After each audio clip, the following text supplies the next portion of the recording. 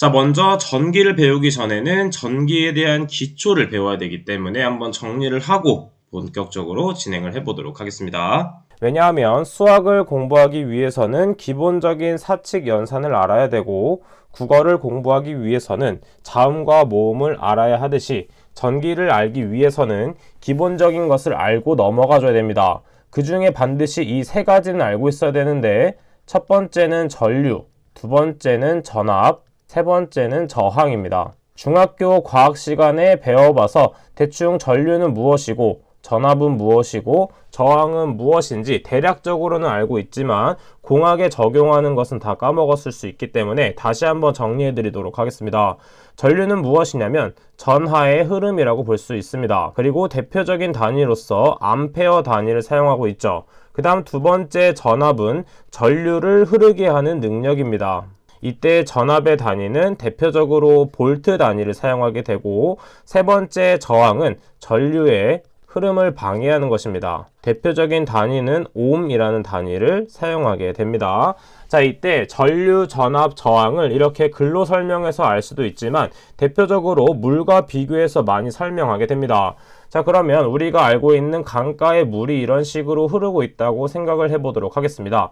자, 이때 물은 무엇이냐면 전류라고 볼 수가 있는 것이에요. 물은 전류와 같다. 자, 아무리 평지라고 생각을 하겠지만 이것도 물이 흐르게 되는 것은 위에서 아래로 흐르게 되는 것이죠. 즉, 높은 곳에서 아래쪽으로 흐르는 것이기 때문에 이 높낮이를 판단하는 것이 전압이라고 볼 수가 있습니다. 따라서 전압은 어떻게 표현할 수 있냐면 높은 곳에서 낮은 곳으로 이동하는 것이 전압이다 볼 수가 있고, 이때 강가에 돌덩어리가 하나 있다고 보도록 하겠습니다. 자, 이렇게 돌이 존재할 경우에는 물의 흐름을 막기 위한 것이기 때문에 이 돌이 결국에 저항이라고 볼 수 있는 것이죠. 자, 그러면 전압이란 것은 높낮이라고 했는데 높은 곳에서 낮은 곳으로 흐른다고 볼 수가 있죠. 자, 그래서 일반적인 시냇물과 계곡을 비교해보면 계곡의 물이 더 빠른다는 것을 알 수가 있습니다. 자, 그 뜻은 무엇이냐면 전압이 크다는 것은 전류가 많이 흐른다는 얘기고, 즉 전류량이 많다라는 것을 알 수가 있겠죠. 따라서 전압의 크기에 따라서 전류의 양도 판단할 수 있게 되는 것입니다. 자, 그러면 대표적으로 두 가지로 나눌 수가 있는데 직류와 교류가 있습니다. 자, 그럼 첫 번째는 직류, 두 번째는 교류가 있습니다. 직류는 말 그대로 직접 연결하는 거라고 해서 다이렉트 커런트라고 해서 DC라고 표현하게 됩니다.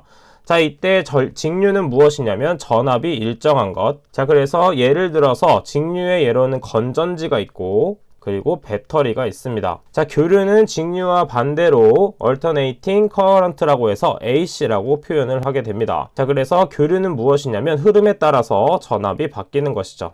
자, 그래서 교류의 예로는 가정집을 생각해 보면 됩니다. 가정집에선 대표적으로 220V를 사용하게 되죠. 자, 그러면 일단은 교류, 직류까지 알아보았고, 그 다음에 앞에서 설명드렸던 것처럼 전류, 전압, 저항에 관련된 식 두 가지 한번 정리해보고 넘어가도록 하겠습니다. 먼저 첫 번째는 옴의 법칙입니다. 옴의 법칙은 어떻게 표현할 수 있냐면 전류 암페어 A는 저항 옴분의 볼트라고 볼 수가 있게 되는 것이죠. 지금 보게 되면 전압이 클수록 전류의 양이 많아진다고 했기 때문에 전류와 전압은 비례한다는 것을 알 수가 있고, 저항값이 커진다는 것은 전류의 흐름을 막는 것이기 때문에 분모의 존재에서 반비례한다는 것을 표현할 수가 있습니다. 따라서 이 옴의 법칙은 단순하게 암기하는 것이 아니라 전류를 기준으로 보았을 때 전압과는 비례관계, 그 다음에 저항과는 반비례 관계가 있다, 이런 식으로 생각을 하면 따로 암기하지 않더라도 쉽게 적용할 수 있게 되는 것이죠. 그 다음 두 번째 중요한 식은 줄의 법칙입니다. 이때 줄은 밧줄이 아니라 열량 같은 것을 나타내는 것으로 우리가 잘 알고 있는 칼로리와 비교해서도 표현할 수가 있습니다. 1칼로리는 약 4.18줄에 해당되는 것이고, 줄의 법칙을 한번 적어보도록 하면 줄의 법칙 열량 Q는 I제곱 RT로 구할 수가 있습니다.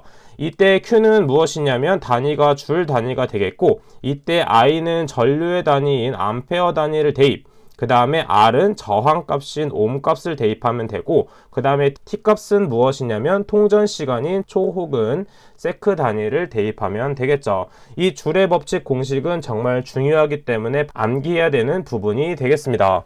자, 그럼 기초적인 것을 해봤기 때문에 이제 중요한 것은 무엇인지 밑줄 치면서 체크해 보도록 하겠습니다.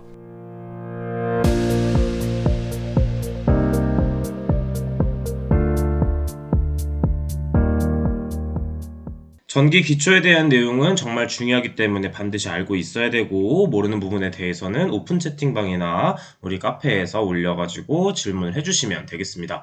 자, 그럼 본격적으로 전기 설비 및 기기에 대해서 한번 보도록 하겠습니다. 첫 번째는 배전반 및 분전반을 볼 수가 있겠습니다.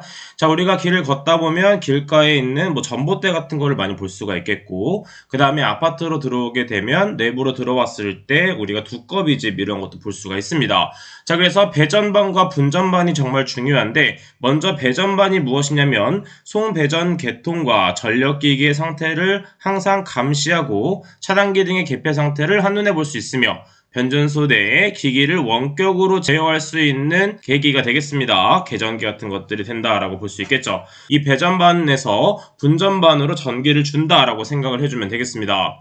자, 그 다음에 분전반은 무엇이냐면 저압 옥내 간선에서 옥내 선로를 분기하는 데 사용하는 것으로 자동 차단기 및 분기용 개폐기 등을 설치한 기기를 말한다라고 했습니다. 따라서 분전반은 아파트 내부에서 어디서 볼 수 있냐면 우리가 많이 볼 수 있는 두꺼비 집을 볼 수 있겠죠. 추가적으로 배전반과 분전반을 혼용해서 사용하기도 하지만 일반적으로 배전반이 조금 더 큰 개념으로 사용한다라는 걸 알고 있으면 되겠습니다. 자, 그럼 아래쪽에 있는 개폐기는 스위치라고 볼 수 있겠죠. 자, 그래서 개폐기는 무엇이다? 전기 회로의 개폐 혹은 접속에 전환을 하는 장치가 되겠다라고 볼 수 있겠죠. 자, 불을 켤 때도 당연히 스위치를 사용하고 이런 것들이 있다 정도 체크해주면 되겠습니다. 자, 개폐기의 종류에는 무엇이 있는지 한번 보도록 하겠습니다. 자, 개폐기의 종류는 주상유입 개폐기, 부하 개폐기, 그 다음에 단로기 같은 것들이 있습니다. 자, 그래서 주상유입 개폐기로는 일반적으로 COS를 많이 사용하게 되고, COS는 300kV 이하에서 사용하는 것이다. 자, 그래서 이런 것이 있구나 정도만 체크하면 되겠고, 그 다음에 부하 개폐기인 LBS는 부하 상태에서 개폐 동작을 할 수 있는 개폐기다 라는 것만 가볍게 체크해주면 되겠습니다. 그 다음에 단로기는 DS라고 해서 부하 전류 차단 능력은 없어 전압 개폐 기능만 가지며 무부하 상태에서만 개폐 동작을 할 수 있는 개폐기다 정도만 체크를 하고 넘어가 주시면 되겠습니다. 자, 무부하 상태에서만 개폐 동작을 할 수 있는 개폐기이기 때문에 차단기와 사용한다라는 것 정도도 같이 체크해 주시면 되겠죠.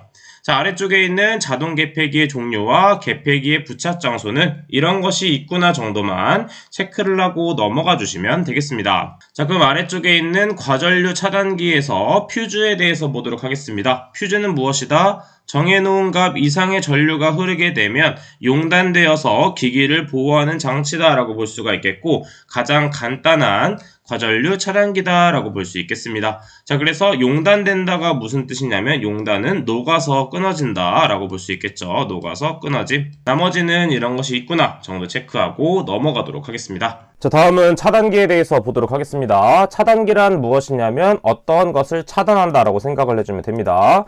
그렇기 때문에 전기 회로에 과전류나 전격 전류 이상의 전류가 흘렀을 때 사고 예방을 위해 자동적으로 전류의 흐름을 끊는 기계가 차단기가 되겠습니다. 차단기의 차단 용량으로는 두 가지로 볼 수가 있는데, 첫 번째는 단상, 두 번째는 삼상이라고 볼 수가 있겠습니다. 이때 상이란 무엇이냐면 전원을 공급할 수 있는 곳이기 때문에 단상은 상이 1개, 삼상은 상이 3개다 라고 볼 수가 있겠죠. 따라서 이때 단상에서는 일반적으로 가정용에서 많이 사용하는 220V가 있다 정도만 알고 있으면 되겠습니다. 추가적으로 삼상은 루트 3을 곱해서 계산한다도 그냥 가볍게 정리해주면 되겠고, 그리고 아래쪽에 있는 소 원리에 따른 차단기의 종류는 이런 것이 있구나 정도 가볍게 정독하고 넘어가 주도록 하겠습니다. 자, 그 다음에 보호 개전기. 보호 개전기란 무엇이냐면 신속하게 고장을 제거할 수 있고 변압기 등 전력기기의 사고 발생 시에 상태를 검출할 수 있는 것이다 라고 알고 있으면 되겠고, 그 다음 아래쪽에 있는 누전 차단기에 대한 내용은 중요하기 때문에 한번 체크해 보도록 할게요. 자, 누전 차단기는 뭘 생각해주면 되냐면 우리 가정집에 있는 두꺼비 집을 생각해주면 되겠습니다. 자, 그래서 누전 차단기란 무엇이냐면 말 그대로 차단해주는 것인데 누전이 발생했을 때 이를 감지해서 전원을 자동적으로 차단하는 지락 차단기로서 전류 동작형과 전압 동작형이 있다 정도 체크해주면 되겠고, 누전 차단기가 갖춰야 할 성능 부분 한번 체크해 보도록 할 텐데, 먼저 4번 부분 살짝 수정해 보도록 하겠습니다. 자, 4번에 절연 저항이 5메가옴 이상일 것을 어떤 식으로 수정해 주면 되냐면, 절연 저항은 500V의 절연 저항계로 5메가옴 이상으로 할 것, 이렇게 수정해주면 되겠습니다. 그 다음 체크해야 될 부분은 3번에 있는 전격 부동작 전류가 전격 감도 전류의 50% 이상이다 정도 체크해주면 되겠고, 그 다음 아래쪽에 있는 전격 감도 전류는 30mA 이하, 동작 시간은 0.03초 이내일 것 부분 정도 체크하고 암기를 해주시면 되겠습니다. 자, 다음에서 누전 차단기의 종류로는 고속형, 저속형, 반환시형이 있다 정도만 체크해주면 되겠고, 그 다음에 아래쪽에 있는 감전 보호용 누전 차단기의 어떤 수치들은 외워주셔야 됩니다. 자, 그래서 전격 감도 전류는 30mA 이하가 되어야 되겠고, 동작 시간은 0.03초 이내가 되어야 되겠죠. 자, 왜냐하면 30mA가 넘어갈 경우에 사람한테 아주 위험하기 때문에 이것 이상으로 가지 않게끔 막아주는 역할을 해주는 것입니다. 또한 이때 중요한 것이 있는데, 비교했을 때 물기가 많은 욕실이나 화장실 같은 경우에 일반적으로 같이 묶여있긴 한데 따로 보도록 하겠습니다. 자, 그럴 경우에는 전격 감도 전류가 30일 때는 더욱더 위험하기 때문에 15mA 이하가 되어야 되겠고, 동작 시간은 똑같이 0.03초 이내로 해줘야 된다. 이 두 가지를 묶어서 암기를 해주시면 되겠습니다. 그 다음 아래쪽에 있는 누전 차단기의 적용 범위로서는 필기와 실기에서 모두 출제되는 부분이기 때문에 정리해 주도록 할게요. 자, 그래서 적용 대상에서 정리를 해보면, 첫 번째, 대지 전압이 150V를 초과하는 이동형 또는 휴대용 전기기계 기구, 그 다음에 물 등 도전성이 높은 액체가 있는 수변 장소에서 사용하는 저압용 전기기계 기구, 그 다음에 철판, 철골위 등 도전성이 높은 장소, 그 다음 마지막으로는 임시 배선에 전로가 설치되는 장소를 외워주시면 되겠습니다. 이 네 가지는 반드시 외워주도록 하고, 아래쪽에 있는 부분도 가볍게 정독을 해주도록 하겠습니다. 자, 그러면 다음 페이지에 있는 부분은 넘어가면 되겠고, 중요한 거 정리하면서 마무리하도록 하겠습니다.